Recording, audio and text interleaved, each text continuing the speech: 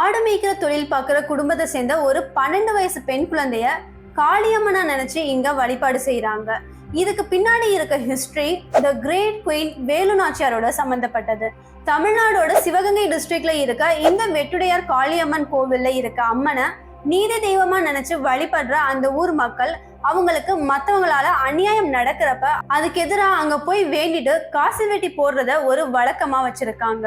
அப்படி பண்றப்ப அவங்கள கடவுள் பார்த்துக்கும் அப்படின்றது அந்த பக்தர்களோட ஒரு நம்பிக்கை.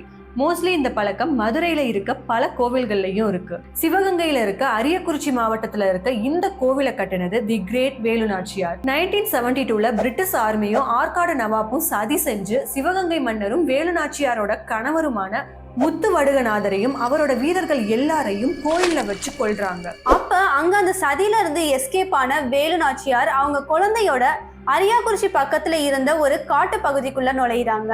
அப்ப வேலு நாச்சியாரை ஃபாலோ பண்ணிட்டு வந்து பிரிட்டிஷ் ஆர்மி அங்க ஆடு மேய்ச்சிட்டு இருந்த உடையாள் அப்படின்ற ஒரு 12 வயசு குழந்தைகிட்ட வேலு நாச்சியார் எந்த திசையை நோக்கி போனாங்கன்னு விசாரிக்கிறாங்க. அப்படி சொல்லலைன்னா நாங்க உன்னை கொன்றுவோன்னு மிரட்டவும் செய்யறாங்க.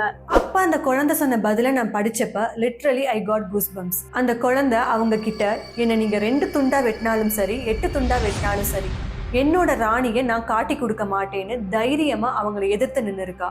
அதை கேட்டு கோவப்பட்ட பிரிட்டிஷ் போர்ஸும் அங்கேயே அந்த குழந்தையோட தலையை தனியா வெட்டி கொள்றாங்க. அப்படி அந்த குழந்தை இறந்த கொஞ்ச நாளையே இதை பத்தி கேள்விப்பட்ட வேலு நாச்சியார் அந்த குழந்தையோட வீரத்துக்கும் தியாகத்துக்கும் மரியாதை கொடுக்கிற விதமா உடையாள வெட்டி கொன்ன அதே இடத்துல கட்டினதுதான் இந்த வெட்டுடையார் காளியம்மன் கோவில்.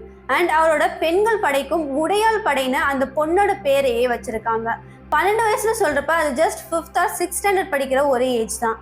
அப்ப அந்த சின்ன குழந்தைக்கு இருந்த வீரம் அந்த இடத்துல பெரியவங்களே இருந்திருந்தாலும் அவ்வளோ தைரியமா பிரிட்டிஷ் ஆர்மிக்கு அகைன்ஸ்டா பேசியிருப்பாங்களா அப்படின்றது பெரிய கேள்விக்குறிதான்.